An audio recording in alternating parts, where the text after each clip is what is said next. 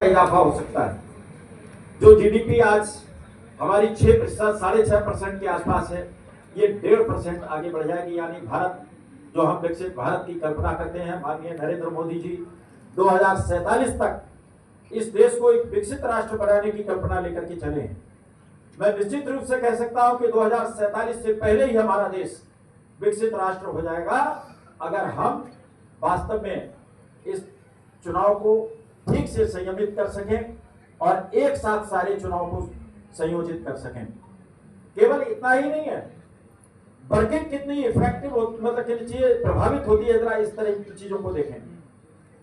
ये जो man power लगती है चुनाव के अंदर, बीएलओ के रूप में, चुनाव अधिकारियों के रूप में, फोर्स के रूप में, सुरक्षा के लिए, इस सारी चीजों को अगर आप देखें तो देश की बहुत बड़ी मशीनरी इन चुनाव पे लग जाती है। और इसके कारण से अगर अध्यापक है तो अध्यापन नहीं कर पाएगा। हम तो कई बार देखते हैं कि आपकी सुरक्षा प्रभावित हो जाती है। जिन दिनों चुनाव होता है थाने के थाने खाली हो जाते हैं, सब चले गए साथ चुनाव के लिए। ऐसे ही केंद्रीय फोर्सेस भी लग जाती हैं वहां पर, तो सुरक्षा भी प्रभावित होती है, बाकी वर्किंग प्रभावित होती है, स्कूलों में पढ़ाई बंद हो जाती है। तो मेरा मानना है कि मैन पावर, पैसा, समय सब कुछ बचने वाला है अगर चुनाव सही समय पर होने लगे और चुनाव एक साथ होने लगे।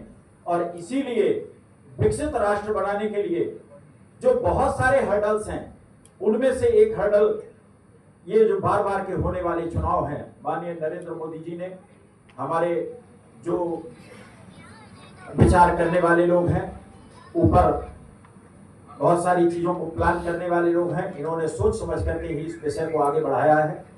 और मेरा मानना है कि जब एक बार ये प्रबुद्ध वर्ग खड़ा हो जाएगा, पूरे देश में जागरूकता आ जाएगी और लोग मांग करने लग जाएंगे, तो निश्चित रूप से एक देश एक चुनाव का ये कल्पना पूरी हो सकेगी और देश